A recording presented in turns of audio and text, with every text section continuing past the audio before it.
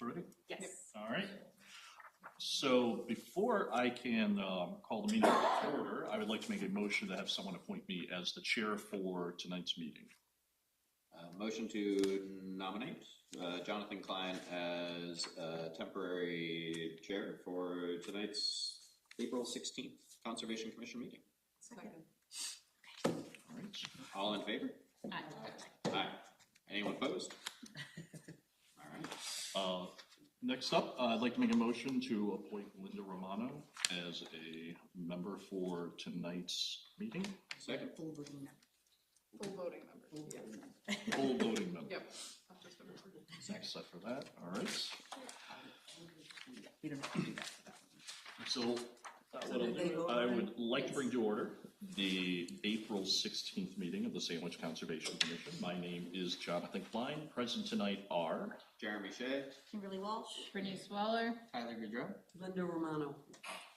Please note that this meeting is being recorded live and streaming on Sandwich Community Television. Live broadcast can be viewed by visiting sandwichcommunitytv.org on Government Livestream, or you can view later on Government On Demand. You can also view on local Comcast Channel 9. I'd like to remind everyone of our meeting format. For hearings, the applicant will be allowed adequate time to present their project to the Commission. Upon completion of presentation, the Commission will be allowed to question the applicant, ensue Commission discussion, and ask for staff comment input. Upon completion of Commission's and staff's discussion, I will read, summarize for the record any public comment received by staff prior to the meeting. I will announce public comment to the audience where any interested parties are raising their hands. I will ask you to come up front. Please speak clearly into the microphones, which is now above us. Stating your name, address, and affiliation for the record. 3 minutes will be allowed. All speakers are to address the Commission, not applicants or audience members. When your 3 minutes are up, I will ask you to take your seat. A reminder to all, public comment is not a Q&A forum. Upon completion of public comment, the chair will announce the closure of public comment. Upon my closure of public comment, the applicant may add additional information comment to the commissioners. The commissioners will then deliberate along with staff. Finally, I want to remind everyone that this commission is comprised of your neighbors, volunteering our valuable time to help protect our town's natural resources to the best of our abilities. Our job is to uphold the provisions set forth by the Massachusetts Wetland Protection Act, as well as the Town of Sandwich Wetland Bylaws, Chapter 7. We appreciate your understanding. And with that, we'll get started with new filings.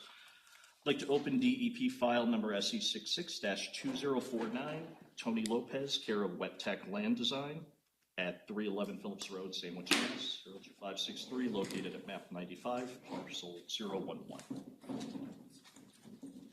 Good evening. There's the microphone. Yes. Thank you. My name is Wayne Tavares. I'm from Wet Tech Land Design. I'm representing Tony Lopes. Mr. Lopes got a little carried away with his project and was in violation of trying to do a pretty standard driveway out on Phillips Road. He's matching basically all of the other driveways that are out there, but you folks are interested in a violation and him doing it correctly. To the credit of the contractor, to the credit of Mr. Lopes, they're following a good rule of construction. So to make it short and stay within my 3 minutes, there's only a couple of the interests of the Act, the 8 interests of the Act, that he has not respected, in addition to not notifying you folks. It's groundwater supply. So basically he had a driveway. Jenna was nice enough to allow not having to require a full survey, so we used the assessor's map. I brought it to scale and came up with an area of 1,522 square feet of crushed stone, and the town is requiring an apron because of the condition of Phillips Road. So he was matching exactly that. So the project has been held up. It's his fault, not yours. I have pictures. You have pictures in your folder and file. He's exactly matching this neighboring driveway. It was with cobblestone entry for about 10 feet to the sideline of the road, and then a 3/4 inch crushed stone that's on a previous good aggregate base. So the base hasn't been moved. He's using more stone in the driveway, 3 inches. I always recommended a spec 2.5 inches, so he's using 3 inches. That's the project. We hope that you approve it. I think I sent you. Yeah, sorry. I sent the letters to the abutters and sent them by email to Jenna, so that's the physical copies. Thank you. Open it up to staff.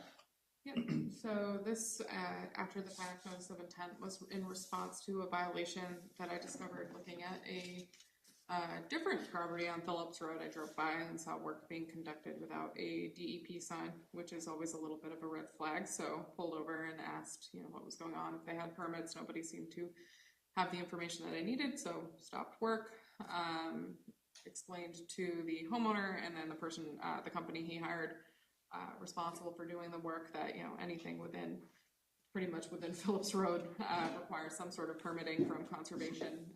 And from what I understood is there was a previous pervious driveway there already, and that had gotten removed, and then it was being replaced with the same kind of stone material, which to me looked to be like the 3/4 inch washed native stone. I think it was a little angular, but nothing. It wasn't like they were paving it or concrete trucks or anything. So in order to kind of stabilize the area and expedite the process a little bit, rather than requiring a full engineered plan where they're only working within the layout that was already altered, I waived that necessity just so that we could get the area restored and stabilized as soon as possible, because right now it's just orange construction fencing and a pile of rocks. So that is where I came from with that. Let me see if I had any other specific notes. No, that was pretty much it. So as it stands, I would recommend standard and special order of conditions just to get that ground stabilized and put back to rights. So that's all I have. I'd like to open it up to public comments. And since none, close public comment, open it up to the commission. Well, I have a question. Under Romano. Are these pictures enough to show the type of stone that's appropriate? Yeah, and I've been to the site, so I've seen the stone in person as well. Okay. Yeah. And then I just had a nitpicky question, is why was the town fee doubled? Because it's an after the fact notice of intent. So that is essentially the violation fee. If you do work without a permit, we have the ability to double, I think maybe even more, the town fee. We don't have jurisdiction to do that with the state fees, obviously, but that's kind of the violation response, similar to getting a ticket or something. Yeah.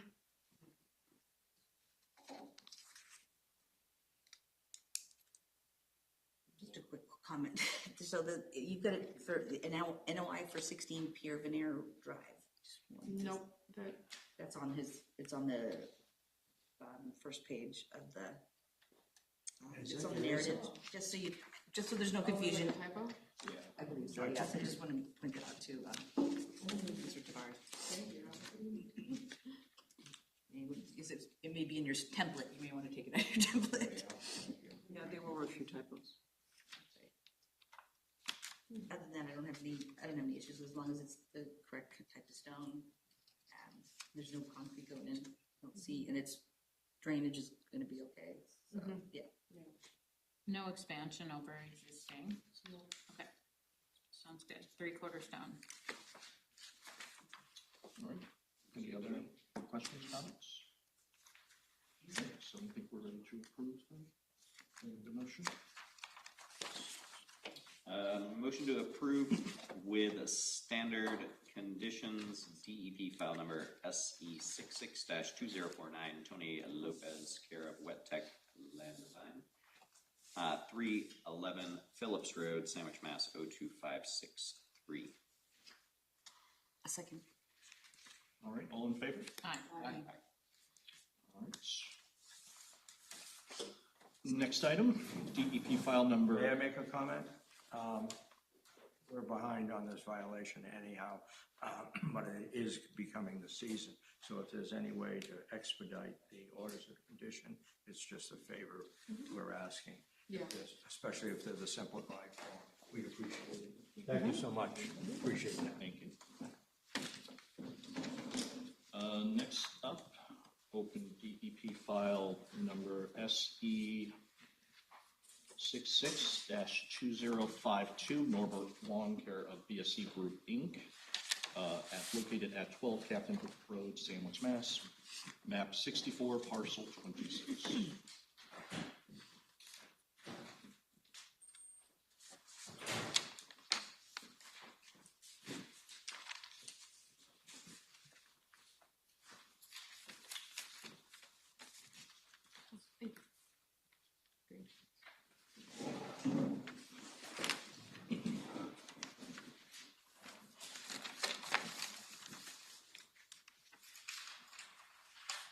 Good evening, Mr. Chairman, members of the board. For the record, my name is Kieran Healy.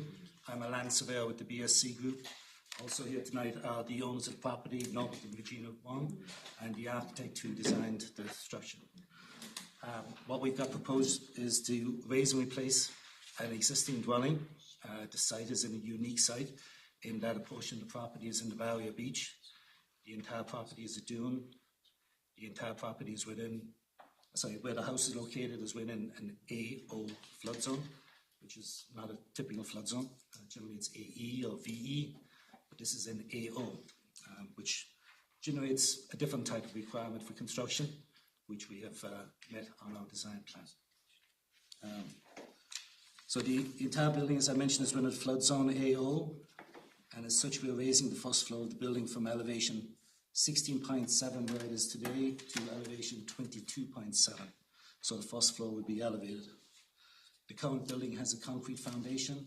We will be removing that and we will be putting the building on pilings. We are reducing the disturbance of the barrier beach by a certain distance, and we're also adding 720 square feet of plantings in that area. The septic system is to remain as it is. It is sized for 6 bedrooms, but the design is 4 bedrooms. The wall and the patio on the ocean side are to remain also as is.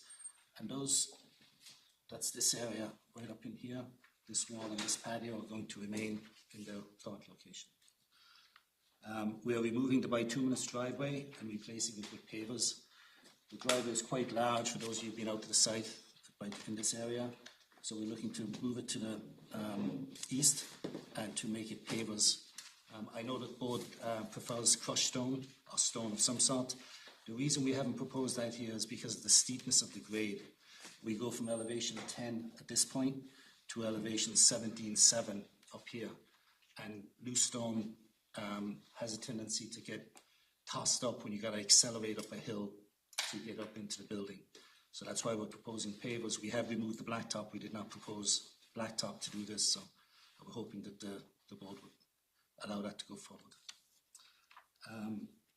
On the westerly side, we also own lot 1, and no work has been proposed on that. That is entirely within the barrier beach, and nothing is proposed on that entire westerly lot.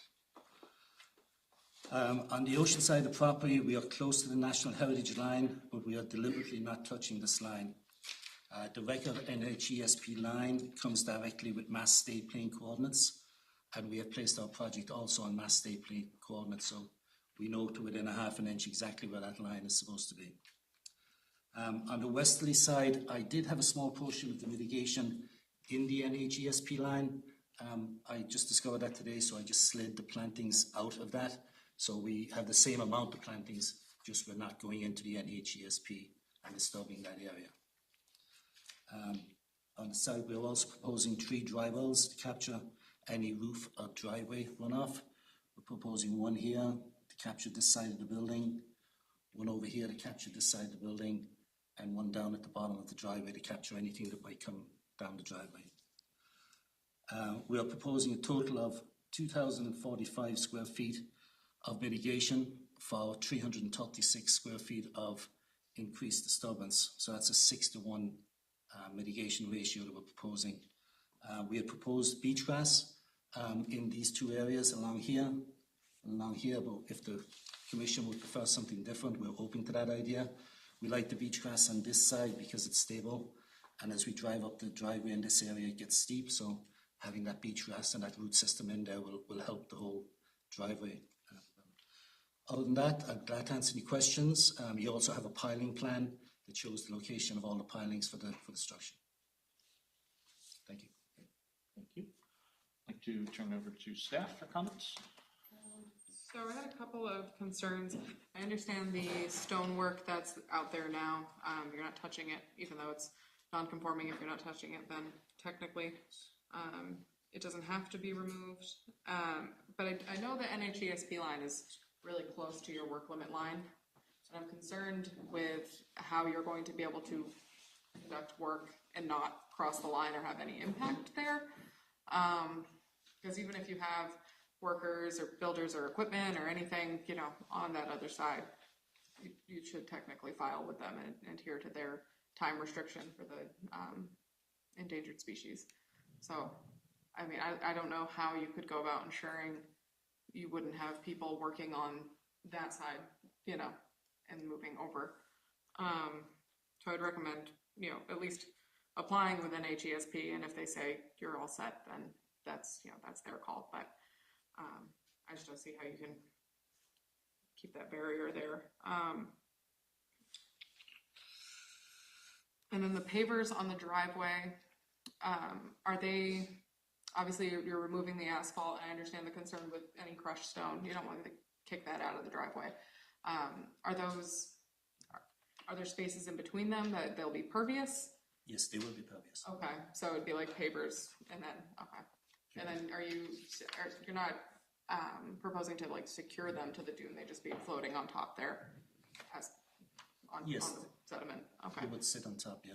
The style that we've seen used quite a bit is one that has basically a diamond shape on the where they meet, where there's a small corner of each brick or paver that's exposed, and that creates a spot for the water to drain down through. Okay. And then anything that does run through, we have a trench drain at the very bottom to capture everything that might run down.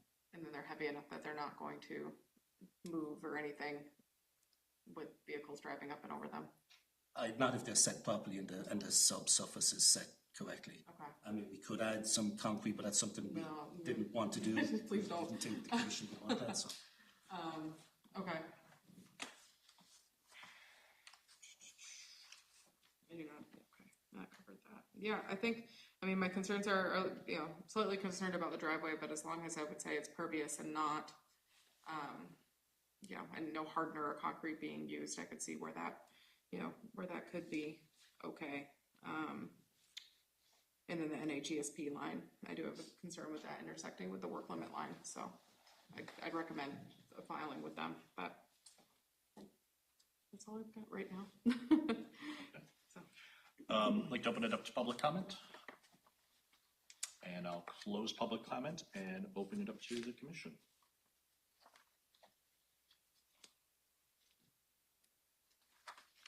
I had some questions about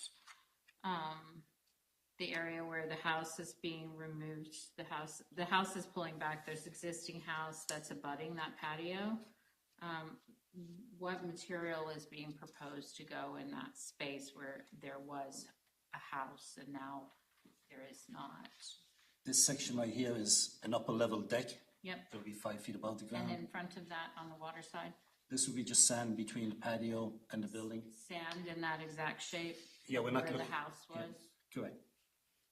The existing stone patio would remain, and anything that south of the stone patio would be sand. Sand. And then what are you proposing for the wing of the house to the left there where it's just open, where the house was up a little bit? Yeah, This section right here, that's right. it would either be sand or lawn. Sand or lawn? Yes. Okay. The site out there, as you have seen from when you're out there, there's quite an amount of lawn in this area right here. Yeah. So, one of the things that I immediately looked at with your plan is that, the positioning of your mitigation planting. I think we'd really like to see it forward on the plan, like forward towards the resource. So proposing, instead of putting them on the sides, to put it perhaps in that area where you had house, that you do not have a house there now, is a great place to put mitigation planting. So basically relocating this up into this section More right here. forward. I think what we would be looking for is a reduction in the amount of lawn that is on the water side of that structure. So putting mitigation forward on the water side is going to help meet that goal of reducing like pollutants and contaminants from the lawn.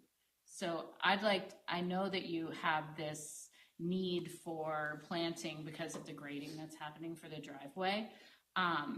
But in my mind, you need to do that. The mitigation is stronger for the resource if it's up abutting the water side. So I'd like to see the mitigation kind of pushed up towards the front. I also did have a question of, I haven't seen any elevations of the home. How many stories are you? I'm assuming you're gonna have scaffolding to build this. The scaffolding, you will be cantilevering over the buffer line, because your structure is proposed very, very close to your limit of work line there. And so I just want to make sure that we understand exactly what kind of disturbance you're going to have to build this. Okay, as far as the building goes, the existing building will come down. Then each piling will be set individually. The ones closest to the water will be set first, so that the machine can be on the landward side, facing backwards towards the road. And then it would set the piling. So basically it would set a row along here, then a row along here, and then keep going forward till you basically start at the back, or start at the water side and then come forward. So once the pilings are in, then that takes care of the majority of the disturbance, because you don't have any machinery or anything like that going around the building. Then it's just a lot of framing, a lot of carpentry, where they're gonna put in the joists, put in the floors, put in all the different components and just build up right from there. Yeah, you're going to be scaffolding on the back, maybe some what's known as pump jacks, which is a 4x4 that sits on the ground, and they pump themselves up and put the siding on and put the windows in. Yeah, And I think your house is proposed very close to, you're really right up against that existing vegetation line and your lawn line with the portion that's most landward. You're not giving yourself much room to work there without disturbing that vegetation.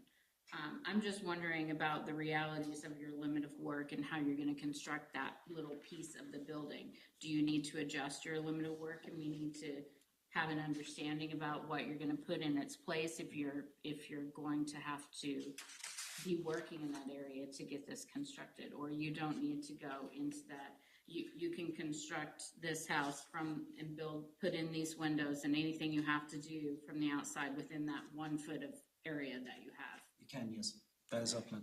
Well, we will, if Jenna wants us to file with NHESP, or the commission wants us to file with NHESP, we will do that, and we will, mention that to them, that we will be, we are close in that area, but the way construction is, they build the walls from the flat on the inside, and then they lift the walls, and those are put in that manner, so there's no machinery on the outside lifting anything in.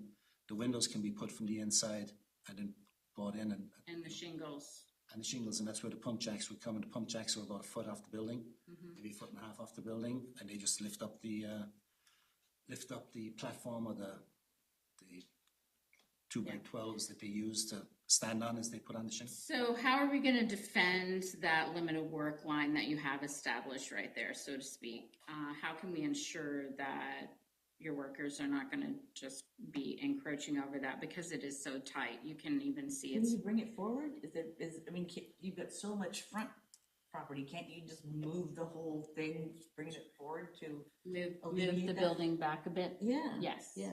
I think there would be some room to move it back to give that Yeah, a that's what I was little bit thinking. more space. That's right. The other question I had was, what is your slope on your driveway? what is the, what's the rise over run?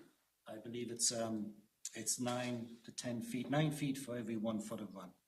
So 9 to 1. 9 feet of run for every 1 foot of rise. Yeah. I don't think you're too sloped for gravel. That's not too steep for gravel.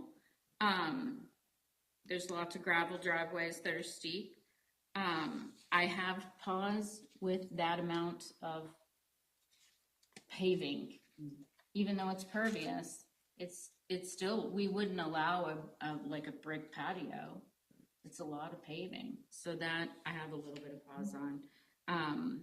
What is the material of your front walkway, of your steps there? Are those wood as well? Wood steps and Yeah. then fill with. It would be great if you labeled that on your plan and give some indication of like deck on the back, wood steps on the front, so it's kind of clear. Are these the only architectural that there are? There wasn't any sent in with this, we just have a piling plan. We usually do see architectural.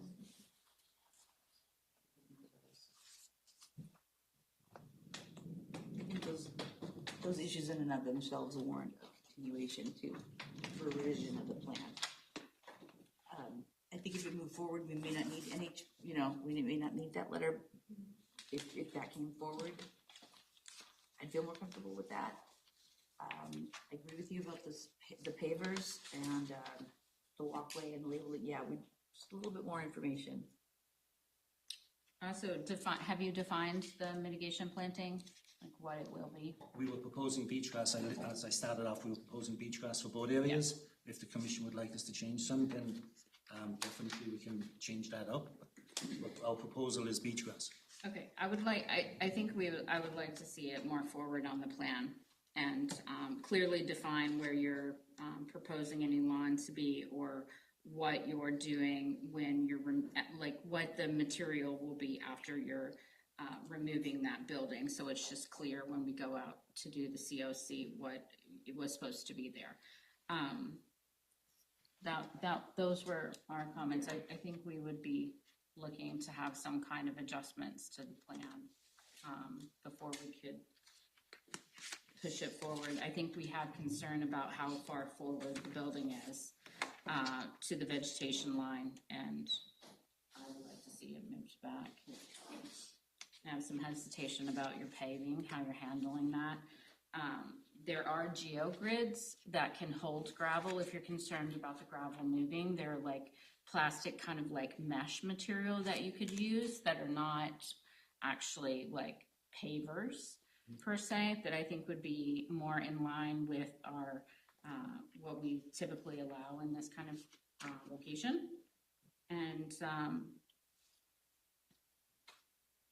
I think In the walkway. yeah, and the walkway label, walkway decks, no base material in the driveway.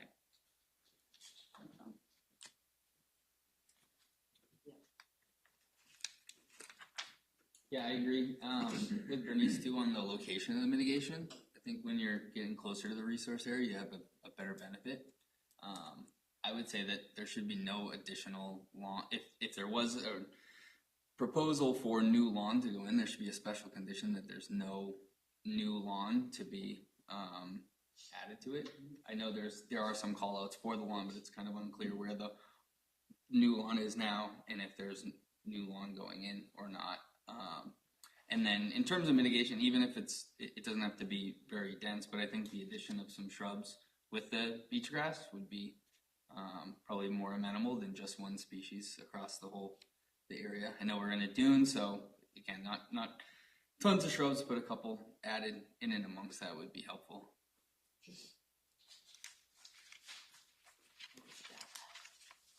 Any other comments?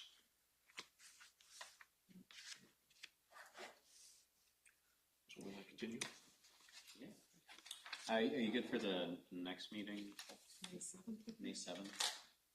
Personally, I won't be, but I can have somebody from my company here. Once we make these changes, I think we'll have moved it pretty far along. So personally, I won't be here, but BSC will have somebody here.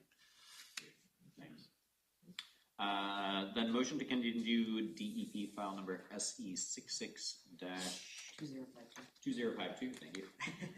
Norbert Wong, care of BSC Group Inc., 12 Captain Hook Road, Sandwich, Mass. 02537 to May 6th meeting. 7th meeting. Yes, I'll second that. I second it, yeah. Aye. All in favor? Aye, there we go. All right. Thank you, Mr. Chairman. Thank you, members. Thank you. Thank you.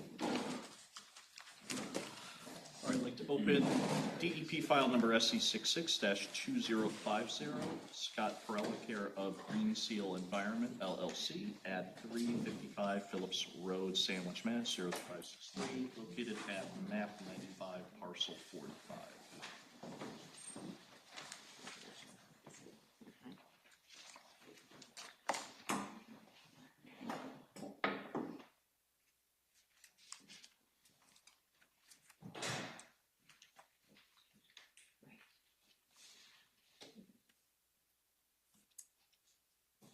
Good evening.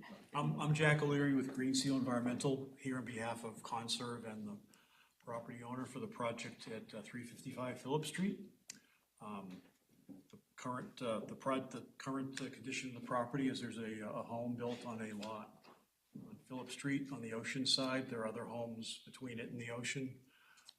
It is located in an area that's subject to coastal storm flowage. This is the line between the V zone, elevation of 16, and the AE zone, which is elevation 14.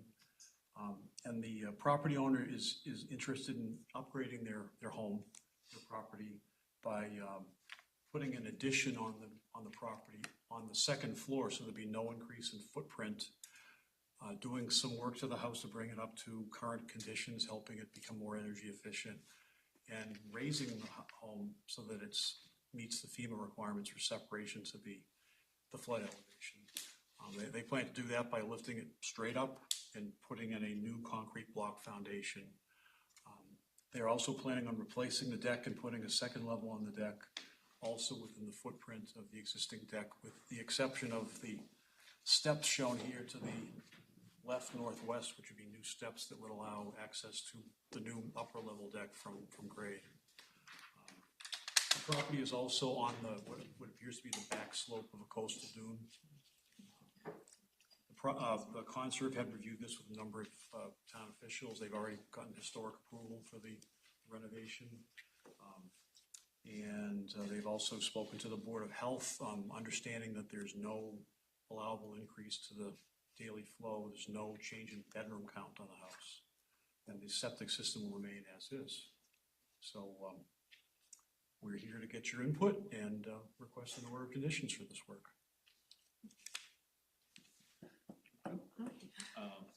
Open it up to staff.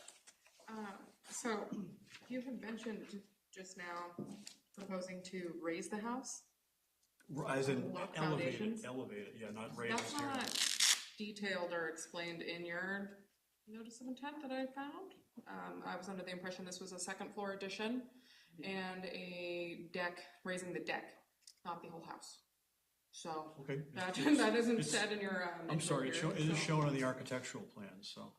Okay, so I guess to start with that, if you were proposing to raise the house, it would have to be onto timber pilings.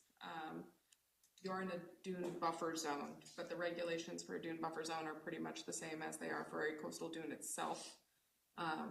So if you wanted to raise the existing house, raise as in raise, not demolish, you'd have to, pick up the house and then do the timber pilings underneath. We wouldn't be able to do block foundation. Okay, well, I wasn't present for the meetings, but Conserve had met with a number of town officials and discussed this, and I that don't know if was they brought. met with me. I'm happy to meet with them.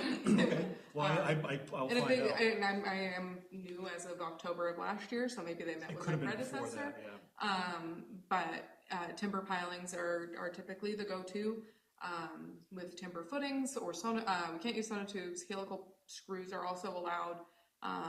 Just anything that would inhibit the movement of sand or cause the dune to split. And I know in that area of Phillips Road, It isn't quite as like sandy and coastal dune-esque, but you're still within that buffer zone. So that would, I think, I'm trying to find your notice of intent here specifically where you have your project description. I don't think that was listed in there either. So something that we'll have to revisit, I think. But other than that, the deck would also have to be raised a minimum of 24 inches. And that's per town of Sandwich regulations. And that's again to so you're not inhibiting the movement of sand. Yeah, you had made that comment. And I believe you submitted boring samples for that dune line, and right? the revised architectural plans showing just Awesome. that. Yeah, I just didn't notice that. If I'm not saying it's not on your architecturals, but I didn't notice that you were proposing to raise the house as well. So that's. I would gonna like need to some know additional that all the review. attachments were not included in this file. In the link that was sent to you? Yeah. I don't know if that's what you're talking about, but I don't know if they were purposely not in this No, file. no, we would have included everything. So we'll look into that too, Linda. I apologize if you didn't get all the info. Anyway, so that's my concern there. And let's see.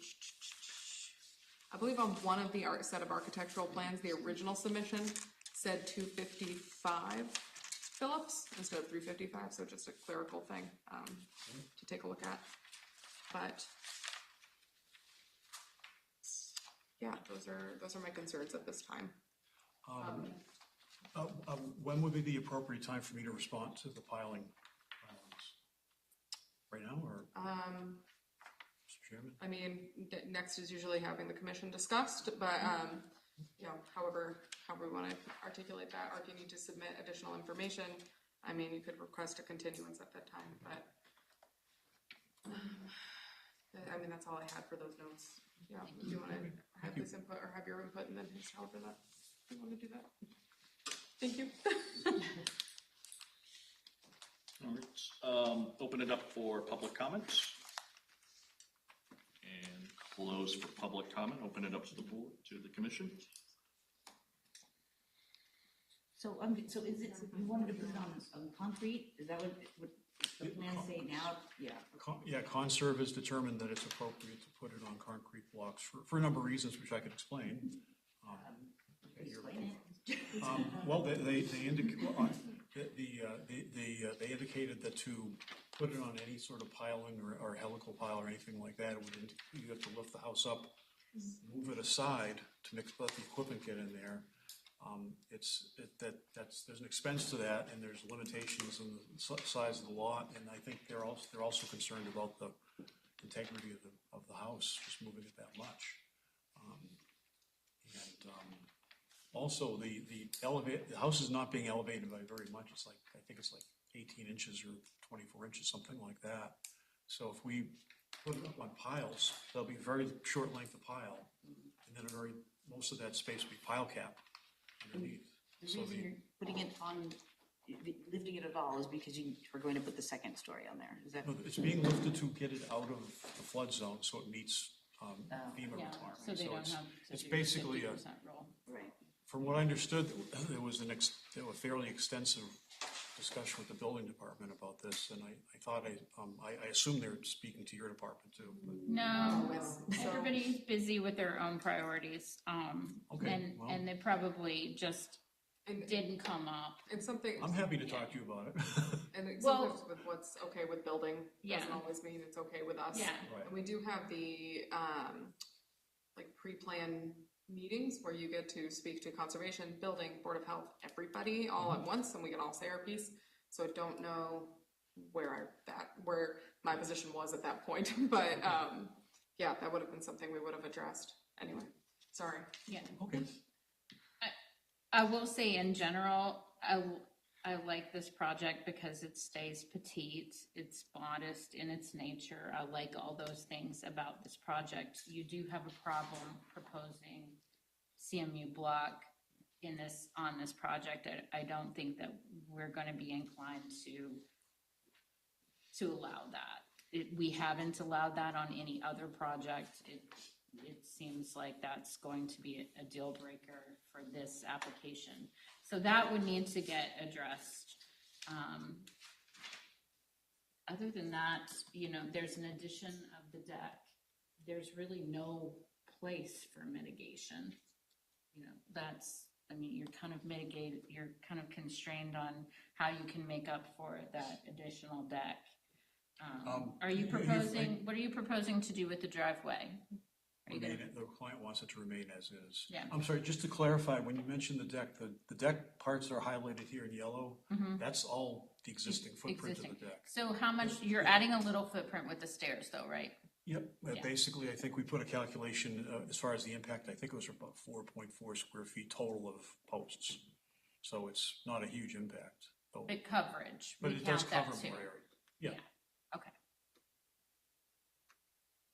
That's, Not being vegetation, we didn't think the shadow mattered in this Yeah. case, it was the, so I think that, the foundation is an issue, and I think the driveway should be gravel. Is this, the limit of work is just that solid black line, or that one, that's your whole limit of work, right? that's Basically goes- that's where the erosion control is, and limit of work is effectively the lot. There'd be some cleanup of the landscaping, this area here is very overgrown. That's right. They want to trim and clean that. They want to leave that because it provides a great visual buffer. But there's no resource area besides what we spoke about in that area. And it is mostly, I did do that site visit out there, and it does appear to be mostly lawn, aside from the shrubby part along the road there. Bless you. Bless you. But So as far as is there any way, does it look like lawn in these? There's no lawn, Yeah, there's no. it's all lawn. vegetated. There's lawn beside, There's lawn in the back facing the other property. There's kind of a mutual lawn here, but there's not any lawn here. no, that's all the shrubby. Yeah, so you have lawn in the rear on your existing conditions? Yes. Do you have that line shown? The survey we were provided didn't demarcate between what's lawn and what's veg.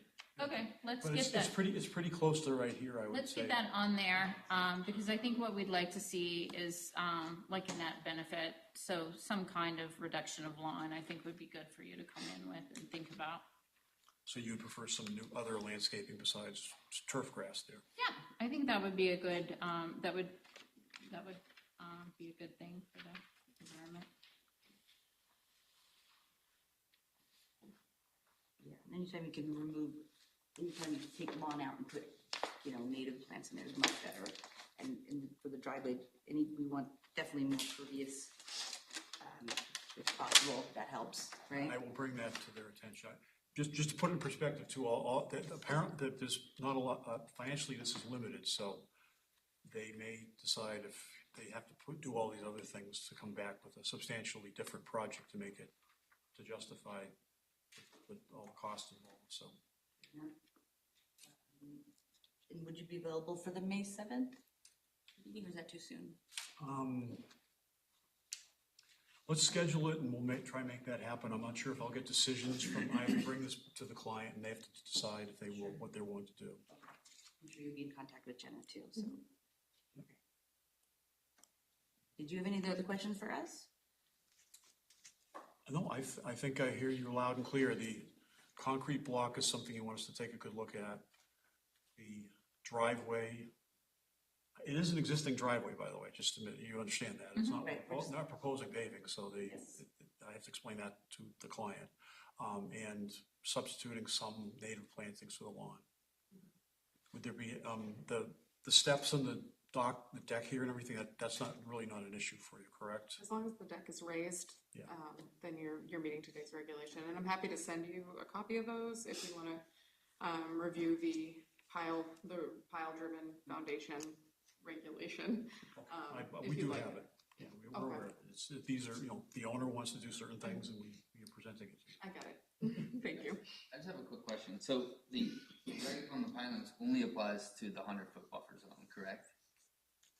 Because a portion, I'm seeing 100 foot from the coastal dune. Is that the only resource area on the property, or is beyond that? Coastal zone flowage as well. So that's beyond it. So the entire. Okay, I'll have to look into that a little bit more closely, because if the house is outside of our dune 100-foot buffer zone, then I'll have to see if that, Not all of it is. Well, there's just two. I If mean, it's in it, it's in it, usually Okay. is how it goes. Yeah, so if it's in it, then you will have to adhere to the regulation, but if it's out, then that gives you more flexibility. Yeah, But it's just those two corners, and I don't know if their combination could be met to meet it in order, I don't know if that's even Why don't you structurally. move your house out of it? If you're moving it up anyway, why don't you just boop, boop, change the driveway, solve your Well, problems? I believe the house and the lot are all non-conforming, pre-existing non-conforming under zoning, so that So you can't presents a move it, big. you don't have any, Yeah, this is a very constrained site, very constrained situation, and the owner has come up with what seems like a reasonable. there Approach are that's mechanisms for relative you to to me. go into zoning and talk that through. Just letting you know what your options are if you end up with a roadblock with the pilings, because I think that's probably your biggest roadblock here. yeah, or leave it as it stands and do your second floor addition and deck or something, and not do the foundation. But it's up to you. Yeah, sorry, this is just my input. Are there dry wells? You've got the drainage? I don't. We are not proposing dry wells for this now. You still Again, it's have driveway, yeah. pre-existing, no increase of the footprint. Right, We're pretty limited as area. We have a septic system to allow for. It's over here. and it's in the land subject to coastal storm flowage, right? Yes, yeah. That might be a good idea too, to make sure that the drainage is taken care of. I know the costs are going up, but, I think that's a good thing. It needs to, like, perk, Right, trying to control floodwaters. exactly.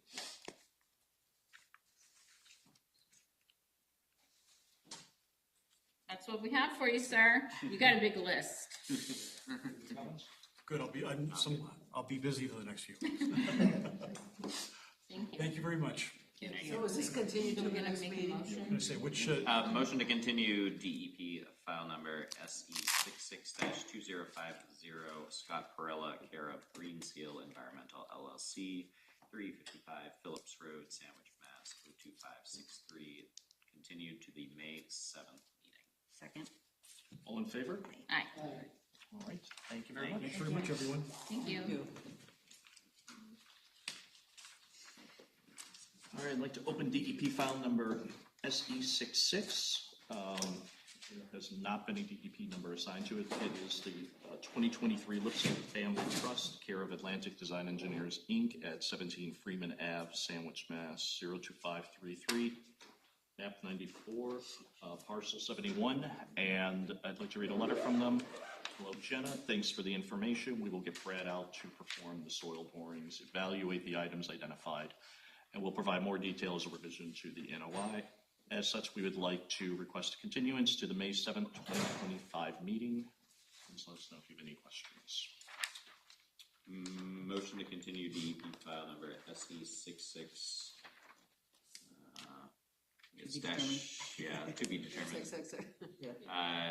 2023 Lipsett Family Trust, care of Atlantic Design Engineers, Inc., 17 Freeman Ave, Sandwich, Mass. 02533, to the May 7th meeting. Second. All in favor? Aye. All right. I'd like to move on to continued filings, opening up DEP file number SE66-2046, Norbert Sack, care of Cape and Islands Engineering, Inc., at 137 North Shore Boulevard, Sandwich, Mass., located at map 70, parcel 113.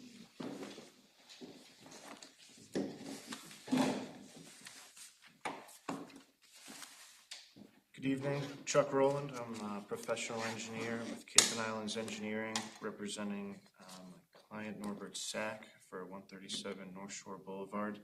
I'm here tonight with Kasha, who's a permitting specialist and wetland scientist.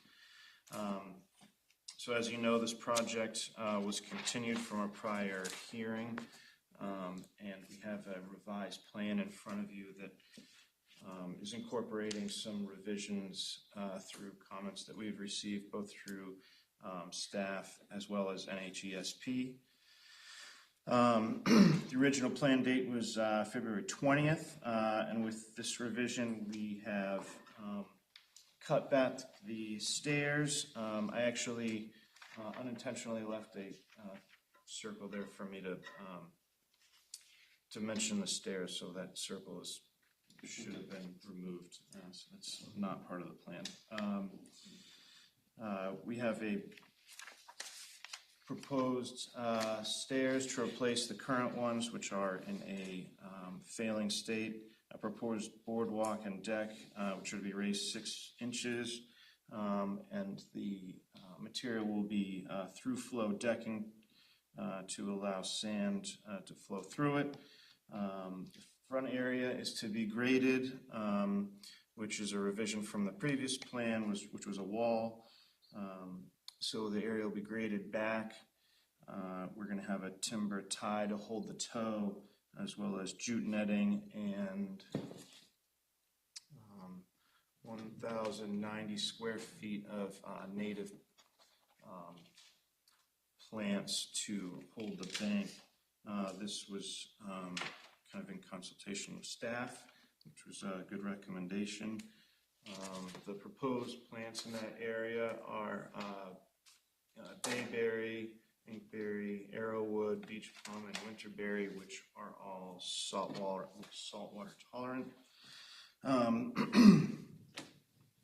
So we believe that this project is an improvement over current conditions. We understand that staff has had comments, and your regulations refer to Regulation 13. When the structure is a new elevated walkway, deck, support structure, shed, the lowest horizontal member shall be a minimum of 24 inches above existing grade installation. So we really want to present this project as not a new structure. This is a current structure that's being rebuilt. Presently, the structures there are approved, and they received a certificate of compliance in 2014. The project was SC 66-97, and all the current structures are in their current state when the certificate of compliance was issued. So this is not by any means new construction. The only expansions are the 2 window wells that we've shown on the plan, and the boardwalk we do show as 4 feet wide, as opposed to, I believe it's just a touch narrower, that connects kind of this middle deck area to this back deck. Obviously, we're happy to discuss the project further, see if we can kind of come up with a solution. With that, I have Kasha, who can just explain any resources at the site if you guys have any, but as you know from the notes, it is a barrier beach coastal dune area, as well as land subject to coastal storm flowage. So,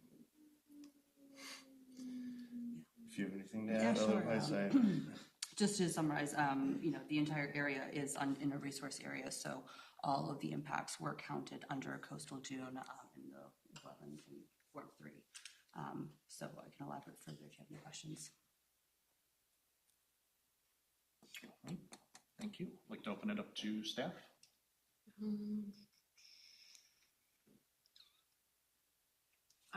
Well, first of all, I can appreciate the work that you're doing with the retaining wall situation and the jute netting and the plantings, and I can appreciate taking that recommendation into advisement and articulating that. However, I still have an issue with the walkway and the deck as proposed. 6 inches. I understand the reasoning why and what you had discussed about the deck being then at that point higher than the door. And I understand that a COC was issued back in 2014. However, the regulations are that any new, and I understand new, like, is it a new structure altogether, but you are proposing to replace with new material. So in my head, that means, it's new, even though it's pre-existing. That needs to be, 24, I believe, minimum 18 inches. If hardship is demonstrated, there's a little bit of leeway in there in the regulation. But technically the regulation is the 24 inches above upon installation. Obviously, between 2014 and now, sand shifts and moves, and that resulted in the walkway getting, kind of engulfed in at level, essentially level with the top of the dune there. But whenever that original order of conditions was issued, as long as that regulation was in place, that had to be 24 inches at installation.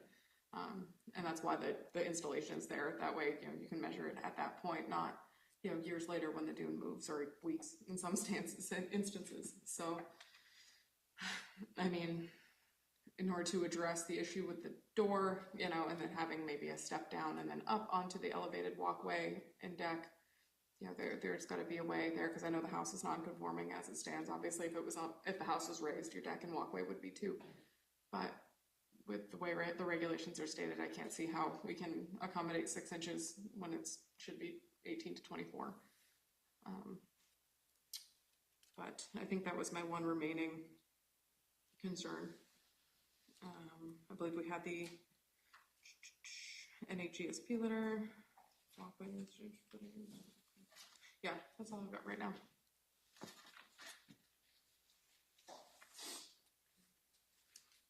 All right. I'd like to open it up to public comments. And closing public comment, I'd like to open it up to the commission. Questions?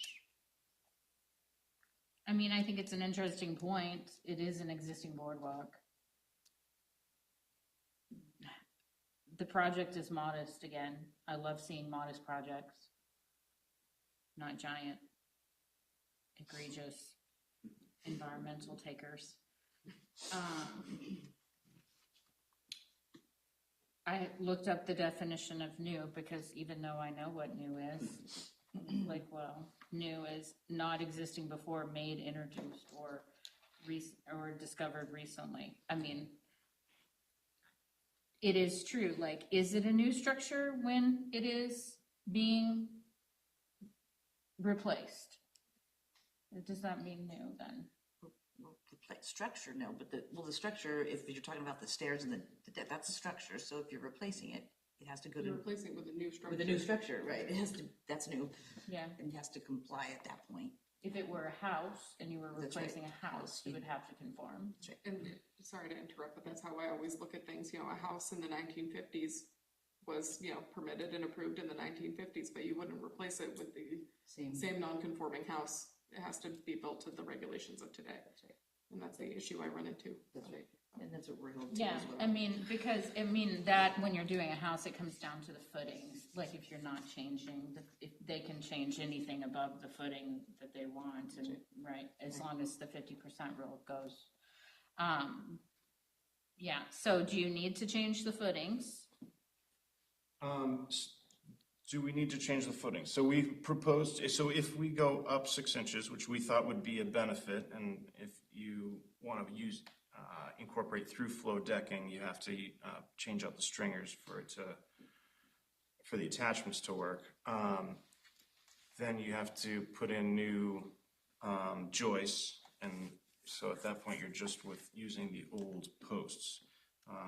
So essentially the whole everything would be replaced and lifted up 6 inches. Yeah, I mean, I think that's kind of the thing. If you're replacing your footing, like anybody who would replace a house, then you're a new thing. If you could you leave? So the other alternative is if and replace we can just boardwalk? replace the boards and we can. Is that a new construction? Yeah, that would still So be how considered. A replacement of a boards or new construction? Even when I have gone out to properties and they want to replace deck boards and their deck is non-conforming, in my understanding and as well as Dave's understanding of the regulations, that's still new. You can paint them, stain them, sand them, but if you start replacing any of the features, that is still new and it would have to be raised. I don't know if I agree with that, because you let a whole house get reconstructed with So new material and repaired. But if they're altering their foundation, it would have to get raised. Yes, but I'm saying, does this get treated the same way as a house would if the foundation is not altered? So if we just replace the boards, we'd stay less than 50% of the quote unquote value, I guess you could call it. And then we wouldn't be replacing the quote unquote foundation if you were to use the same thing as a house. So I just if don't. we'd rather shift in that direction, then we can just replace the deck boards, which, I mean, this Is is, there a problem lifting it higher, aside from the dip into the house? So, just so for context, if you were to replace it 18 to 24 inches higher, you would be above the first floor of the house. Yeah. And Is that the only hurdle? and then it would substantially go up from there. So as you there's it gets a little bit higher right here as you make your way and transition to the stairs. So it would go up from there. I don't think that there's a strict definition on here. It says new elevated walkway, deck, support structure, and/or shed. The lowest horizontal member must be a minimum of 24, and then later on it says 18. So If you prove some hardship, it later on says 18. so in reality, so you'd have to be. So I think that the stringer would be 8 inches, and then the beam would be another 8 inches, and that would have to be 24.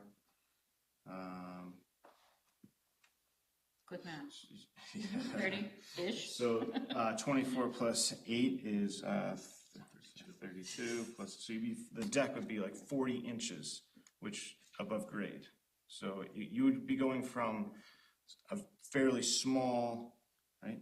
So 24 plus 16. Why, okay, how is it? Yeah, it's just, I mean. The bottom, 20 the bottom of the bottom of the structure has to structure. be 24, and then whatever they're building.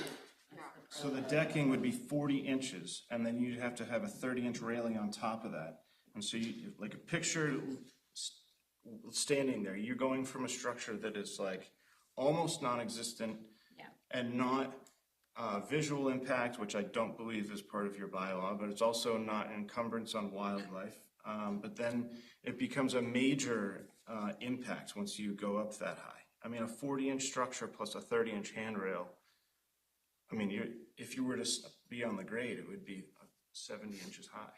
The purpose behind the 24 inches is to allow for dune migration and sand movement. I mean, if you, I understand construction and engineered structures having to be higher to allow, for space for your joists and whatnot, but I just, anyway, sorry, it's not my turn, but. I think the challenge is that the dune is continually encroaching on this house, and that's the issue. Is 6 inches is still gonna, like it's the house is gonna eventually need to get raised unless it's gonna get swallowed. Like if we're looking in the future, either the deck gets raised now and then the house follows somewhere in the future, or they happen at the same time. It just you're in a tough situation, and We don't think it's going to be, or at least we haven't experienced anything that shows that the house is going to have to get raised. I mean, the house has been there for the approval for the, I think. Well, if the deck had already was in compliance in that, when was that, 2014? Yeah, That was the COC. Institute. But whenever, I mean, the house must have been constructed prior to 1972. Yes, it Because was. otherwise it would have had to be raised. Yeah. Right. So if already we've seen the deck experience sand fill in underneath it in that amount of time, Yeah. it's. Do we know, was it compliant, was this boardwalk complying at any time? I When mean, it was must it? have been for the When was COC to it close built? out. I'm not sure. Before 70 or after? Do you know when the walkway was built? Oh, I don't have specific details as to like when this was built or when that was built. All I know is that I have a plan, an order of conditions, an approved plan. I even have an aerial, a Google Earth aerial of right around the time when the COC was issued, as well as a certificate of compliance. What was that date? My thought is that if you don't The have to do COC? something with that footing, they should be able to August replace 11th, those 2014. boards. But you should get somebody to talk, you should talk to someone, get counsel about And that. you're setting a precedent for, for lack of a better term, a loophole for, so this regulation is in there in order to allow that sand migration, so. Houses have a loophole. Yeah, they have their raise and Right, replace. but if they, I mean, you go back to the houses, if there's any proposed alteration to the foundation, that's what has to get raised. The And rest of that's the what I'm house, saying, if they don't they wanna change the replace- foundation, if they wanna replace windows, roof, shingles, and it's all a non-conforming house, you're not touching the foundation, so they can therefore do that kind of work, or an addition on a second floor. Right. If they're not touching the foundation, they don't have to raise it. It would definitely be good to explore maintenance options because definitely replacing steps, that's a safety, we definitely want that. And this could be maintenance, but I think of the whole thing being redone, that gets categorized again as that new. But then maintenance, if you're clearly, like you were mentioning, small boards, I think we have to clearly define that so that if there is a project where they're just making those minor modifications, that would qualify, and then it wouldn't, under this, it would be a new project, therefore the regs need to be met and there's no real way around it. And in my understanding, if it's a safety concern and there's, you have a rotten floorboard on your non-conforming deck, the solution is to make the deck in conformance with today's regulations, rather than. so if somebody has a rotting board, you're saying that they would come to you and say, can I replace come to us, say, right, can I replace a rotting board? If we're lucky enough to have them even come here. True.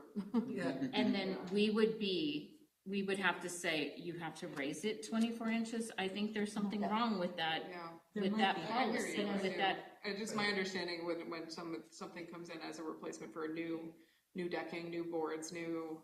Well, we can address that if we look at the rules, like when we're doing the, revamping the rules and regs, that's something, but as it stands now, we kind of have to uphold what's there. I don't think that, sand has to be able to migrate, that's the whole, reason for the wetlands protection. I think we're bound by that. As it stands right now, that's my, Yeah, that's my and understanding may too. not like it, it may not be fair, it kind of doesn't really make sense, but we don't really have a choice. And that's what the regulation states, and I feel like that is the law that I have to uphold at that point. That is what 13 says of a new structure. New structure. So would this board, would this commission say that this is not new if we're just replacing the boards and we're leaving the existing structure? It's a replacement of the You're replacing it with new structure. boards. Right. Yeah, Well, that's the new that I'm understanding. Then it's still tough, but well, then it's one board versus 100 boards. What's the difference of maintenance versus? And I mean, in the event that. It's definitely, in my opinion, a gray area. Yeah. It is a gray area. I think it should be addressed in. And if it was in the maintenance, one or two, Yeah. maybe we could work something out like that. And, obviously I don't want people's feet falling through their walking Do you need a boardwalk? Can you just put down, the temporary, like, access pads that they put out on beaches because you're already at grade? Could you do that instead of a boardwalk and have all of this? I'm happy to. Is that an option? If you, It's removable, yeah. It'd have to get rolled up in the winter. I mean, that's Yeah. one way to get around it. I do think there's a bit of a gray area that our regulations should address and will address in the future. The way they're written now, new, says you're new and you're to have to be above 24. I personally think there's some gray area in what's considered new and repair. But what I'm saying is, do you need that? Could you do this in a different way? Obviously, Disturbance that way too. We'd be all about that. I was just doing some quick math, but I'm obviously, the last thing we want to do is get a project, we don't want to throw the baby out with the bathwater, so we're obviously going to be hopefully asking for a continuance. Which one's the baby in the bathwater? No. But I will definitely be bringing options up to my clients to look at. But if the commission would be willing to replace the boardwalk with some sort of roll-up matting, and we'll try to work out the details with the current deck.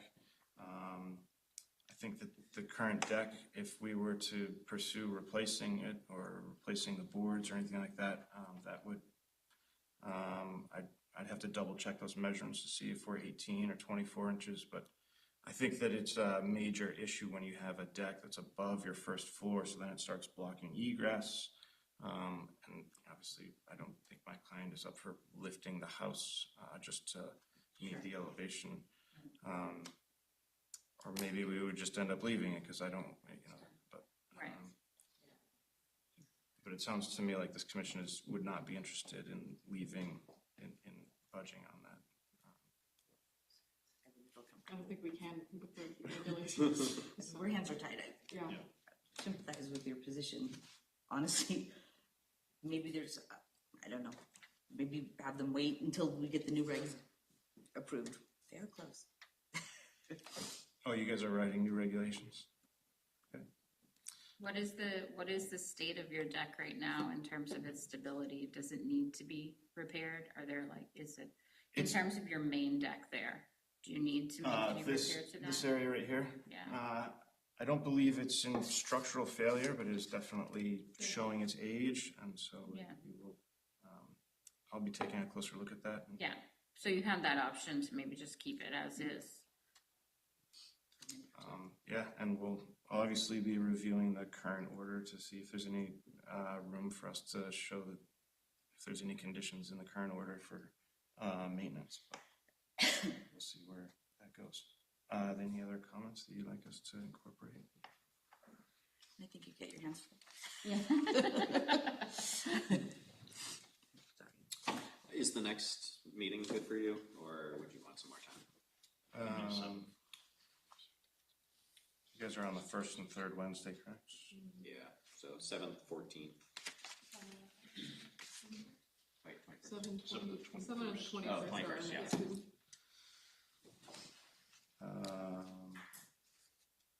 I'd rather do the 21st.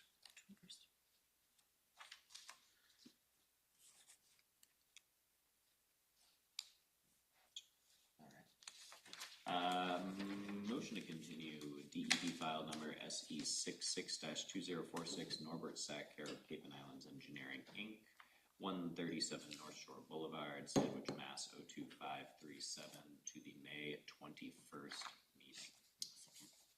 All in favor? Hi. Thank Thanks you. for the robust discussion, appreciate it.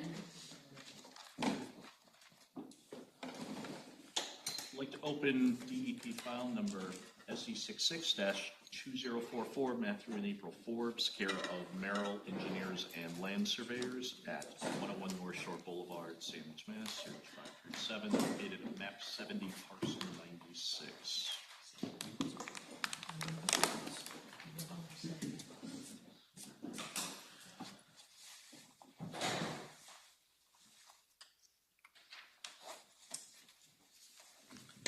Good evening. For the record, Tim Santos from Merrill Engineers, representing the applicant. Also with me this evening is the architect Ann McNevich and attorney Brian Wong, who has prepared a letter and submitted it as well.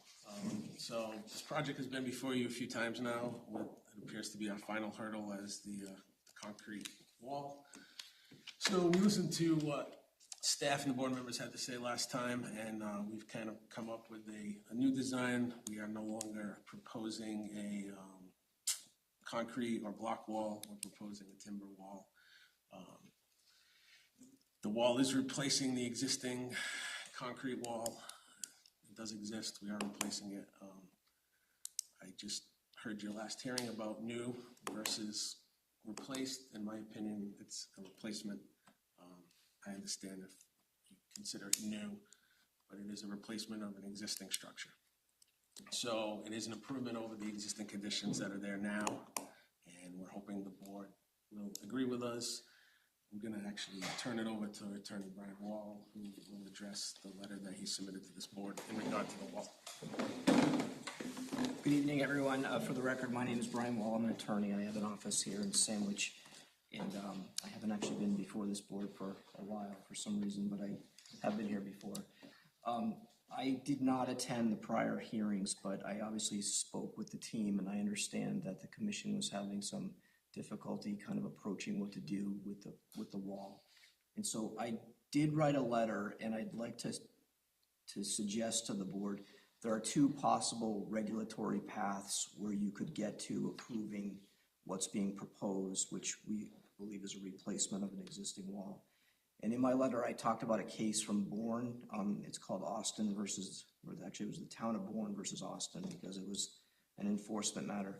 And the court noted that in the Wetlands Protection Act, it talks about things like filling, removal, alteration, but the act does not have the word repair in it. And essentially what the court determined was that there is this right of repair. And I think you could look at this as a repair of an existing wall. There's another way too, if you don't want to look at it as a repair. Under the coastal dune regulations, 1030 subpart 4, it says that when there's already an existing building on a lot that is coastal dune, the commission has authority to permit an accessory dwelling or an accessory building or an accessory structure to that house. And the standard that you would have to apply would be using best commercially available measures to minimize adverse impacts. And so I would suggest that you could look at this replacement of the wall as allowing an accessory structure, and the standard is not no adverse effect or no significant adverse effect, but it's use best measures to minimize adverse effects. And we would suggest that that's possible. And that regulation actually says small structures including but not limited to, and it said things like a small shed or a parking area. And that kind of segues to my final comment. Just under kind of general considerations, I heard the commission say earlier tonight a net benefit. Obviously, the project as a whole is a net benefit to the existing property. And the retaining wall is important for a couple of reasons. One is it preserves the parking area, and that's one of the concerns under 1030 subpart 4 is parking. And also, I didn't hear Tim say it tonight, but one of the concerns is breakout of the septic system because the septic system is behind the wall. And under all the circumstances that we've outlined, I would respectfully suggest that there's a couple of paths forward for you to reach this conclusion, and we hope that you would. And we're available for any questions, obviously. Open it up to staff. So I did read through your letter and I read through the town of Bourne versus Austin. And I have a couple concerns. That reference suit involves a retaining wall at the base of a seawall, which is, in my opinion and understanding, very different than the retaining wall that is abutting a dune. There is no wave action exposing, going off of this wall. And technically, under seawall revetments, under the act, those can be maintained. So I could see where that, if Bourne had approached this as enforcement, that could have, gone either way. Another issue is that the 101, North Shore Boulevard is on a barrier beach, which is a more sensitive resource area habitat. Bourne doesn't have any barrier beaches, so the resource areas in these two instances are different. And the existence of this retaining wall appears to have altered the coastal dune by interfering with the landward and lateral movement of the dune. So allowing the retaining wall to continue to exist, it's impacting the resource area by allowing the sand, and altering the migration of the dune, which goes against that performance standard. Repairing it, replacing it, changing it, altering it, and allowing it to continue to exist, but that's besides the point. Will continue to interfere with the movement of sand. So I don't see how, I know the town of Bourne versus Austin case focused a lot on the definition of repairing or, is it altering, repair, alter, replace, dredge, all of that. But allowing it to continue to exist and be replaced is going to continue to alter that resource area and continue to allow that sand to build up behind the dune. I understand the septic system is an issue there, but maybe having your dune and your septic being held back by a retaining wall probably isn't ideal either. And the other proposed structures are being built in accordance with today's regulations. The houses are being, non-conforming houses are being taken down and raised. So I don't see how we can, you know, we got that far. You know, why would we allow a non-conforming structure if we're requiring everything else to be conforming to today's regulations? And I just don't, I can see where you're getting at, comparing the two, you know, the town of Bourne versus Austin and your situation here in Sandwich, but to me, they're, you know, completely different cases. The resource areas are different, the walls and structures are different, and the case is different. I mean, this was a response to an enforcement action versus a standard notice of intent, so. But my concerns really lie within the construction of the wall and keeping up with today's regulations, so. The end, that's all I got. Thanks. I'd like to open it up to public comment. And closing public comment, open it up to the commission. Good job. Very well researched. Appreciate that. It seems like a new wall to me, because it's a new material. There's no foundation of the old thing, you know, there's nothing left of it. What I don't like, again, about this is that there's gonna be a lot of destruction when this wall gets moved. There's gonna be a lot of plant material that goes away because of whatever they're gonna have to do. And it's kind of all stabilized itself at this point. But I don't know what to do. Did you look at any other ways to make this work out, or? So I did look at core fiber rolls. Yeah. I did look at vegetated sandbags. I did bounce that off Jenna. She was against those as well. So we felt that, you know, if the board is more apt to approve core rolls or vegetated sandbags, I'd be more than happy to have a condition put in tonight so we can close this and say that it needs to be more of a natural stabilization of that area. My main concern is that if you try to cut that bank back, kind of what was talked about a few weeks ago, that, you know, the septic is right here. And then I'm really worried about breakout, the slope not being able to contain itself, and the whole septic getting wiped out. That would be my main concern. There's a huge hardship there. And could I pick up on something? Because when you said something about new, I was actually dying to get up at the last hearing, but it wasn't my hearing, and I kind of have a rule of only talking about hearings I'm here for. I respectfully but wholeheartedly disagree with the conversation that occurred before about what new is.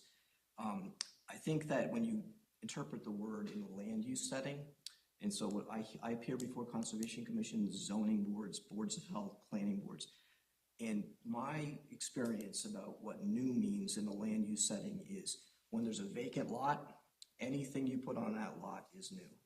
But if you have a developed lot, we're talking about terms of reconstructing, replacing, adding on, or improving, or building something new adjacent to it. So for example, if you had a house and you built a shed, that would be new. Or if you had a house and you added a pool, that would be new.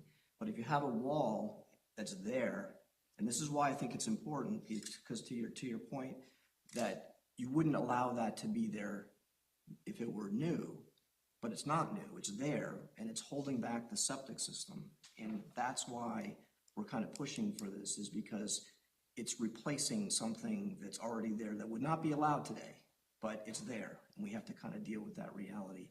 And I think that's what new means in the land use setting. Appreciate that, yeah. but as it stands, I mean, we can't, that's how we've looked at it through, you know, history. We're kind of bound by what we've established as new. You know, we can't just all of a sudden, now new means this. You know, we don't have that. And if I may, allowing the replace, okay, say you want to call it new or replacing or whatever, you're still allowing the negative impacts to the resource area by replacing the non-conforming structure. And that's where the concern is. Like, sure, the wall was new at one point and you're replacing it in kind or on a smaller scale, but you're still allowing the same alteration to the resource area that it doesn't meet the performance standard. Let me ask you this, what if there was a storm and half of the wall was damaged?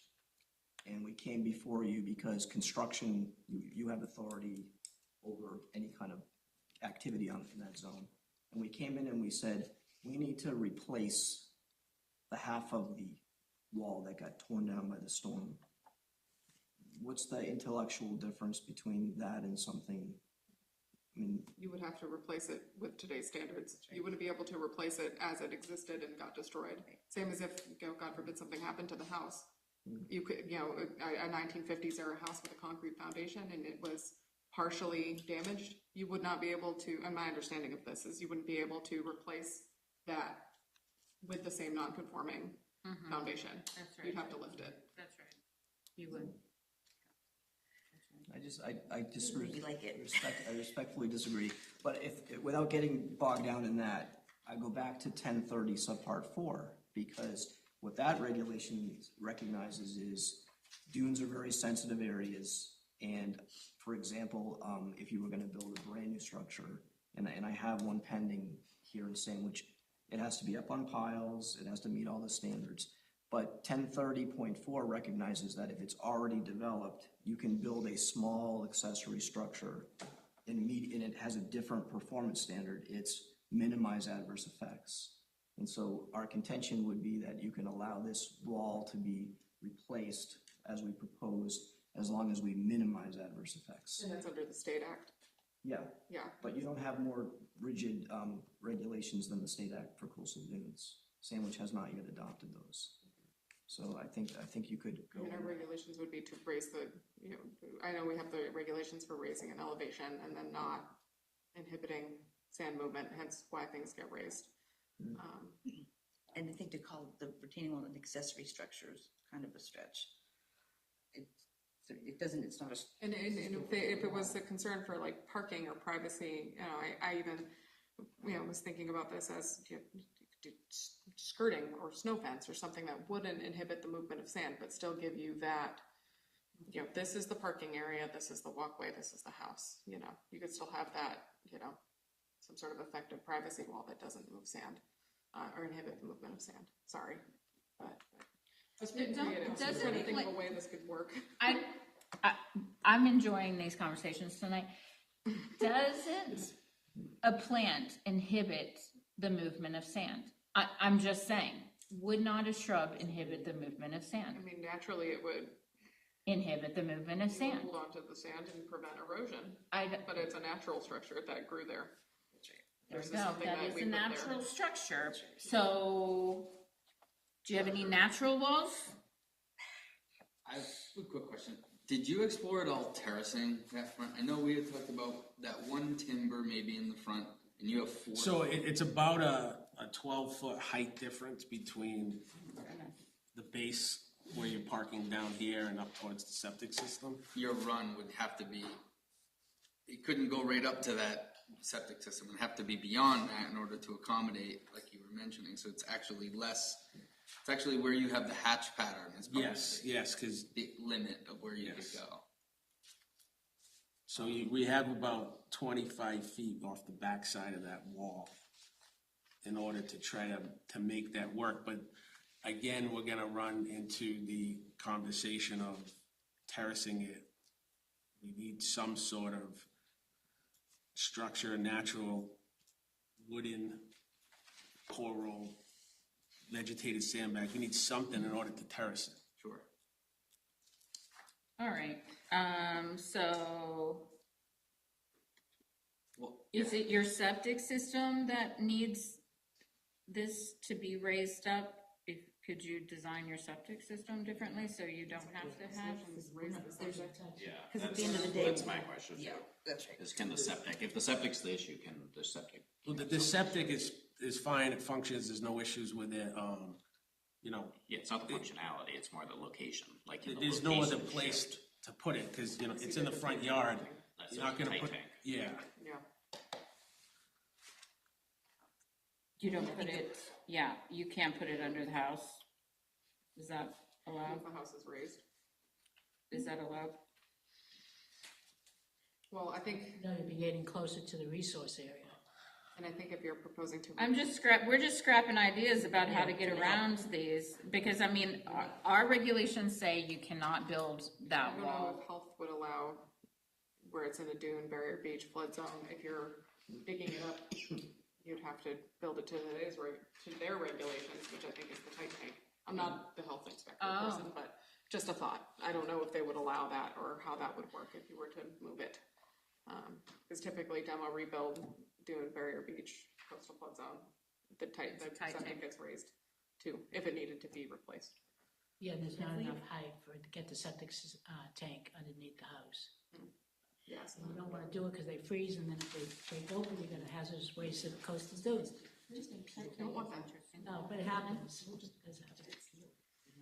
Also to the safety of the walkway, to which all the other owners on the left-hand side, if that erodes, we're gonna have some issues. And having been on this side of the table for the last 40 years, we have done replacements. We can't build walls, but we have replaced them. I worked on one in Phillips Road, the one I sent you, and that was approved in '24, and I actually had talked to the conservation like 4 years before for another owner, and they said, yes, we couldn't use concrete, but we could use timber, because it was a driveway, and same thing, driveway and septic system behind that wall. Was that the one, I think that was the one. The one that we was referenced to you. enforcement. Yeah, that had to get removed. No, 217 on Phelps was Yeah, not that the was approved. enforcement. That was approved last spring. It was a concrete wall to a wooden wall. And it was discussed 4 years before that, the first one that I worked with, which makes kind of common sense. There's different walls and stuff over on Phillips Road, but as long as they're pre-existing, we could fix them. Yeah, I don't think There's that. nothing, I'm just saying from the, Yeah, no, I hear you, I do. it's understood that we could fix things if they're existing only. If they, you can't put a wall in, there's no wall. Right. So I think at the end of the day, we're not gonna be inclined to go against what we, how we see the regulations being, how we've applied them before and how they are now. I don't see us making an exception, so. It was always a safety thing and also a septic safety thing that they looked at. I get that. Doing site visit? Do site visits. We can check it out. Why don't we do that? At least Continuing site visit, maybe? we know complete due diligence, right? Before we. Yeah. Okay. Good suggestion. Easter Sunday. Yeah. We'll bring bunnies and chocolate. I think there's merit to this specific project coming back 3 times, where if we were to set a precedent in the future, you have to, we've seen this multiple times, we're spending a lot of time racking our brains where there's no viable solution. I mean, sorry, but Yeah. I mean, I think, and I understand the concerns with the septic and the steep grade, but the solution that has been explained to me and I've discussed is similar to the other property on North Shore Boulevard with grooming that dune and jute netting and vegetating. I mean, some commissions, I don't even think would allow altering the dune in that sense by, grooming it back as, so it's not such a steep grade, and then vegetating it and using that as a natural erosion control measure to hold back that sand. I know it's not a quick of a solution as something like a retaining wall or timber wall, but I mean that to me is the solution to this. Whether or not that is what your applicant wants is Regrade it back is what you're saying, like slope groom the it dune, down. slope it Replant whichever it. way makes the most sense. It's not in your in the same slope that it is, but groom it, jute netting, get some good woody vegetation in there, and. Can I ask you one question? Sure. If we can use quad rolls on the ocean side, how come we can't use it in this situation? To do like a core envelope, the engineered structure. You, I said mean, stacking the quad. so I think what you had sent me is so different what than that, the vegetated bags. Yeah, so what we had talked about was either core rolls, 2 or 3 core rolls, similar to what you put on the ocean side, kind of just to basically hold the slope back. And I think what went back and forth with emails was that the core rolls would still prevent the sand from migrating. So that's kind of why we're here with this. I would be here with what I call a natural wall, for lack of better terms, if I felt that staff would have supported that. So my understanding was that what you had sent me with the sandbags. I said with the two different vegetation. things, yeah. Yeah, those to me are gonna freeze and harden up and be as effective as a brick or retaining wall versus a core envelope that is exposed to wave action as an engineered structure. You usually see that on the ocean side of the house. So, I mean, if that's something that, in my understanding is core envelopes stop the erosion of the bank and the coastal dune so your house doesn't fall into the ocean versus so the dune doesn't fall the other way. So I didn't see how that was, the ones that you had sent was any different than a stone wall.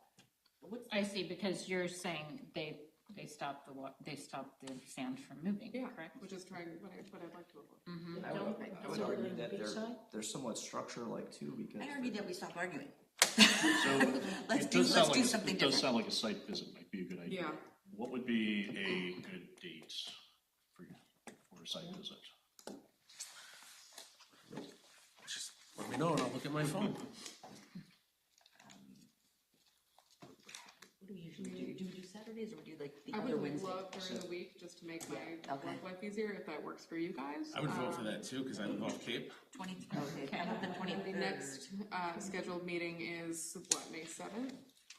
So, I mean, if we were gonna request to continue, we could try to, you know, if Yeah, you so May maybe 7th or the next one. Get it about like the 23rd of April or the 30th of April. Those are the names we don't. I could do the 30th. Okay. Or if you wanted to do individual site visits without a quorum present, you know, you could go. 30th is fine, 30th is fine. okay. What time? Does everyone work? So like, can you make it at 3? I can, my schedule's flexible. Yeah. I would 3's say- fine. 3's fine? Okay, let's do 3. 3 p.m. on Wednesday, April 30th? April 30th.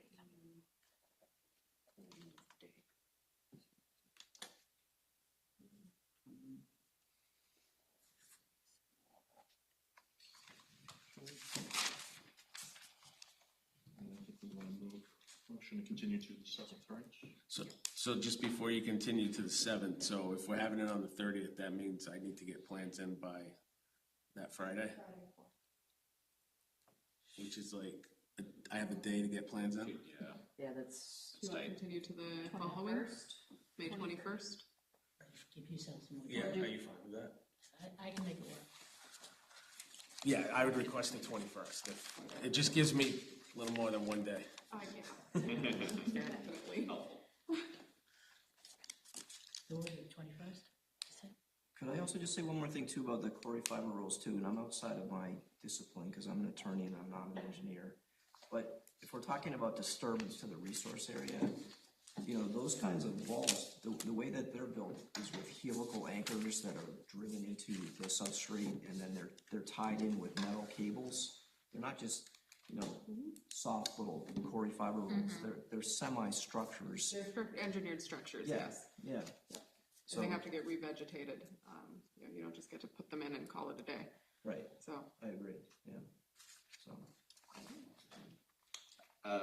Motion to continue DEP file number SE66-2044, Matthew and April Forbes, care of Merrill Engineers and Land Surveyors, 101 North Shore Boulevard, Sandwich, Mass. 02537 to the May 21st meeting. Second. All in favor? Aye. Thank you very much. Thank you, guys. Appreciate your time. Fun discussion. I'd like to open up RDA file number SCC 2025D-03, Lakewood Farms Trust, care of Cape Islands Engineering Inc. at 21 Gray Hill Road, Sandwich, Mass. Located at map 19, lot 11. Welcome back. I hope you have something fun. We've gotten all the fun. We're just gonna order in pizza and stay all night. Let's do it. I think this is a little bit more straightforward. Chuck Rowland, I'm a professional engineer of Cape Islands Engineering, representing Lakefield Farm Trust at 21 Great Hill Road. I don't remember the date, but I presented this project already, and it seemed I had fairly good unofficial consensus, and we were waiting on our letter from Natural Heritage, And unless you want to read it in, I'll read it in real quick. I don't have it in front of me, so. Okay, feel based free. on a review of the plan that was provided dated February 10th, 2025, the division has determined that this project, as currently proposed, appears to be exempt from the MISA review process to 321 CMR 10.14.3. Apologies for my late response. Emily Holtz. With that, I'm happy to take any questions. I think I'm under 3 minutes this time. I can't tell you I was under 3 minutes last time, but nobody. You crushed it.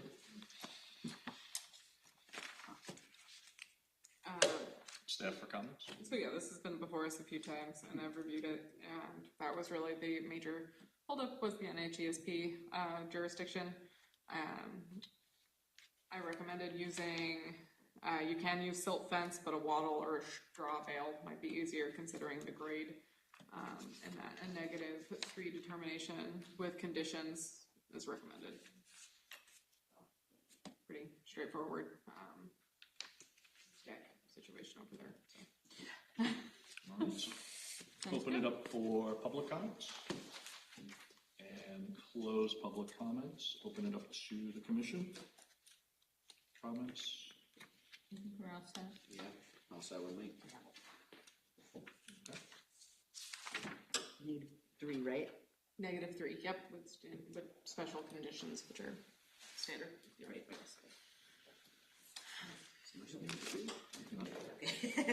All right, so I'll make a motion to issue a -3 determination for RDA file number SCC 2025D-03 for 21 Great Hill Road with standard and special conditions. Second. All in favor? Aye. Thank you very much. Have a great night. Thank you, sir. That was a lot easier.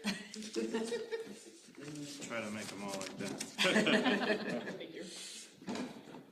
I'd like to open up DEP file number SE662047, Sebastian Gonzalez, care of Marsh Matters Environmental at 4 Salt Marsh Road, East Sandwich, Mass. Located at map 77, parcel 22. Good evening, Mr. Chairman, members of the commission, Jenna, and we never say hello to Alex. Alex is the engine that runs your, so good evening, Alex. A lot of she is really wonderful to deal with when we're getting files. So anyway, Mike Ball from Marsh Matters Environmental. I'm here representing Sebastian Gonzalez. I was here 2 weeks ago regarding their single-family house renovation. There were 3 items that we needed to address, one of which was how to manage roof runoff with dry wells. One was relocating, or there's a beach plum that's right along the foundation, south foundation wall, and so one of the members asked what could we do with that. So, and the other thing was the deck boards, which is a very hot topic, which I find very interesting. So the revised plan that we submitted does show 2 dry wells added, does show a location for the beach plum that will be moved just a few feet into an open area of dune, and then a note on the plan just indicates that the deck boards will remain. They're actually in fine shape. They're pressure treated. I think they're fine with that. Not a safety hazard, so they're just going to leave them. And I think those were the only 3 items. So with that, answer any other questions? Open it up to staff. I don't have any additional comments at this time. Just that with the amount of renovation that's going on, and I can appreciate that it's, you know, a nice smaller renovation scale compared to some of the other larger houses that we've seen, to ensure that there isn't any debris and things like that blowing around off-site or into the NHESP habitat that's out there. So just to ensure, you know, that the site is buttoned up every day and whatnot. But other than that, I don't have any issues with it as presented. So. Okay. Opening it up for public comment. Closing public comments. Opening it up to the board. Commission. Seems like the issues are not issues anymore, so that's helpful. Yeah. Appreciate that. All right. I'm okay Yeah, Yep. I think it looks good. Okay. There you go. Thank you. Okay, so I'll make a motion to close and approve SE 6/2047 for 34 Salt Marsh Road with special and standard conditions as discussed. Second. All in favor? Aye. All right. Thank you all very much. Thank you, Mike. We do not have any extensions or certificates, so other business, restoration order review, 45 Torrey Road. So, This is our representation for 45 Torrey Road. This restoration order stemmed from a violation. And that's kind of how we discovered that there was some impact to the resource areas out there at the coastal bank, flood zone, and how to address that. There's been a site visit, a few conversations with the homeowner, a few conversations with his representation, and you can present it as it is. Thank you. Good evening, I'm Garrett Tunison from Tunison Environmental Consultants.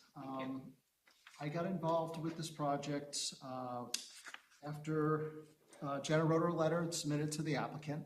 And from that point on, I read her letter and looked at everything that she said, and then I decided to take a site visit and went out and I found the same things. So I then also reviewed the past ecological restoration that was done, and then the prior homeowner, prior to my client, decided to go in there and cut it all down and maintain everything. And then my client came through and maintained the area that was consisted of herbs. It was mostly coastal grasses and herbs. So when I was out there, I noticed that there is Japanese honeysuckle growing in that area. So that's something that I'm recommending to have eradicated prior to the ecological restoration. So the ecological restoration consists of plants that were in the original restoration plan. And from what I observed when I was out on site, the only addition is this line of bearberry that I put right along the edge. And the reason for that is there's a fence, a metal chain link fence is at that location. So I didn't want all the stuff growing up behind it and then reaching over and trying to cut it back and maintaining the fence. So instead, I have approximately 4 to 6 feet of the bearberry. And if you know anything about bearberry, it will spread and it will control that area basically. And it is native. It's one of the plants recommended by coastal zone, Mass Coastal Zone Management. So the rest of the plants, there's 283 shrubs and trees, and I have them located so that they're mixed and matched to what exists in the coastal bank behind it. So I try to keep, and the spacings, everything's properly spaced. I have, 10 to 12 feet for trees and 8 to 10 feet for the shrubs. So that's under, that's in accord with the Massachusetts wetland replication guidelines. So everything is, the only thing I did, there's a couple trees and shrubs over here that are a little bit further apart, and the reason for that is because there's existing plantings already there. We have a bunch of beach plum and some, I think there's 1 or 2 cedars there. So that's pretty much it. The total area is 22,000 square feet, and it's 22,029 square feet. So that's pretty much it. I hope we can begin this relatively soon, because we want to get the plants in so that before it warms up and they get chopped, so we have a higher success rate of restoration. And if you're wondering, as far as I want to oversee this, and my experience, I've been doing this for over 20 years, everything from wetland replications. I have a 27,000 square foot one right now in Dighton that we completed. And Army Corps is happy with. I do a lot of ecological restorations and invasive plant species eradication. I have several projects around the Cape. I work a lot with Robert B. Auer. So I have Sassuat Creek in Dennis we're working on in 6A, and I have River Walk down in Yarmouth, where we did all the invasive plant species eradication. So if anybody has any questions, I can provide plenty of information too if you want to see some of our projects. Yeah, so this, as you know, was in the resulting solution to the violation. So rather than ask your client to file an after-the-fact notice of intent and go through that whole process, I just wanted them to implicate a restoration plan. And I took the previous restoration plans that you had discussed and said, just do this again and keep it this time. So it's not necessarily anything that requires our vote. I just wanted to kind of, I received this information and where this was, discovered during an adjacent site visit, wanted to loop everybody in and make sure this worked with what everyone here wanted as well. Yeah. My understanding is, this looks great. It's obviously an improvement to the current area, which looked like mostly grasses and lawn. And as long as those plantings are maintained and watched over, and there's a good success rate there, I think this works for me. So Do you have like a time frame to follow back up, like how we do like to be? Yeah, I think I don't have the letter right in front of me, but there were monitoring report requirements. However many months after the plants are established. It's not like they have to close the restoration order out, but I just want to see the place continue to thrive. And then if something happens and things get cut down again, obviously that can be addressed. But hopefully this is how it will stay. We don't need a motion, is that what you're saying? No, you don't need a motion. Can I ask a question though? How are you removing the honeysuckle? Is it manual or are you treating it? Yes, weeding. We sometimes do use herbicide, and when I do, it's cut and treat basal area. We only do that. I recommend late summer to early fall when the sap is heading towards the roots, so that the herbicide will get stored in the root system with the sugars. Usually we have a very high success rate, and that's the only time I do that. I never do foliar spraying. We do not do that at all. I never recommended it because what we're learning is glyphosate, especially with aquatic environments, that it does block. It's a bioinhibitor, so that's something we don't want to get near rivers and streams or ponds. Yeah, I think so. That's why I asked. I was leading the witness. What is your understory layer there? The shrubs, it's... No, not the shrubs. Like, what are you going to put underneath the shrubs? Like, to stabilize the soil? Are you going to use a seed mix? Yes, and what I stated in there was it's going to be spot. Wherever there's bare soil, we're going to put it down. We're going to try to maintain the coastal grasses that are there. So you're going to infill? Okay. The system that I always use with my ecological restorations, you don't dig up and then just take the dirt and throw it all over. They're required to have either 5-gallon buckets for the smaller plants, and we use often a 4x4 section of tarp, lay it down, put the dirt on it, and it comes out. That's super clean. Yes. Wow. And everything looks natural. If this was completely bare soil, I would require the duff restored, the leaf litter and woody debris. Okay. So it's pretty Well, standard. that sounds great. My only thought was, I think you're gonna have a hard time with that bearberry up against the lawn because of the watering from the lawn. It may need to be cut back on the lawn side, but that's up to the client. That stuff is just so finicky for me. The only successful place I've ever grown it was in a dune, like a dune walkway. Otherwise, it really doesn't like loaminess. But I'm happy for you to give it a try. It's a lovely plant. I've had pretty good success with it, and I did one in Gloucester, and it did take it. It was hook set, dune complex soil. So it's the same. Same soil. Yes, and what I've noticed with the hook set is it varies. Some areas it's more loam, and other areas it's more sand. So more of a, real sandy loam, and then in other areas it's more loamy. So this looked pretty sandy. Great. What do we do? As long as you're okay with things as they stand, then we can just allow them to start planting and start the work. Awesome. I just want to make sure you guys had your input. Does the restoration order have a deadline for planting? I mean, If I do, it's in that letter.